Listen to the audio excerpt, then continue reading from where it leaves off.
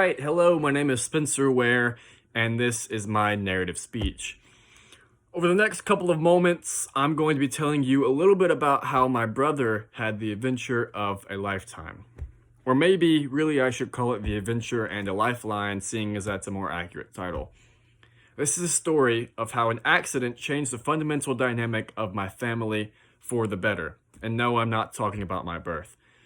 A little over 5 years ago, on January 26, 2015, when he was a senior, one of Mason's close friends knocked on our door to tell us that he had been in a terrible accident, that they had been looking for him for quite some time, and that they couldn't find him. My mother, being who she is, went into full freak-out mode on this friend, insisting that he tell her everything he knew, which wasn't much. See, this friend hadn't even been there at the accident. He was just a trustworthy friend who lived very close by, and so he had the unfortunate job of telling us, the family. Me and my mother quickly gathered my 2 younger siblings and got in the car. The only problem with that was we didn't really know where we were going. I decided it was best that I drive, even though I was only 14 at the time and hadn't taken driver's ed or even driven more than a golf cart around the block.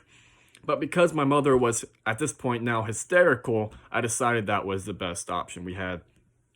She was calling family members and asking them to pray and to meet us at the hospital, even though we didn't know which hospital. Now, they found my brother after looking for what felt like years, but it only been a couple of hours, really. My dad worked close by to the scene of the accident, so he helped gather the boys and my barely conscious brother. We met them at the hospital and were soon joined by family members, friends, and our pastor. No one really knew the condition of my brother or if he was going to make it through the night, but that didn't shake our faith or keep us from praying. We all joined around the singular cause, and we weren't going to accept anything less than a miracle. The next day, after a sleepless night, we were finally able to see my brother and just how bad the damage was. That day, he came home in hospital clothes because they had to cut the tattered, bloody clothes that he wore from his body. The right side of his head was swollen to what seemed like 3 times its actual size on my brother's slender frame. And in the following weeks and months, there were many doctor's appointments, several minor surgeries, and countless family members and close friends that came by to take care of him and help him back to normal. But nothing really was normal after that. There was a permanent shift in the stitching of my family. The little things didn't bother us anymore. We never fought over nonsense, and we cherished all the time we had together. And we always said I love you every chance we got.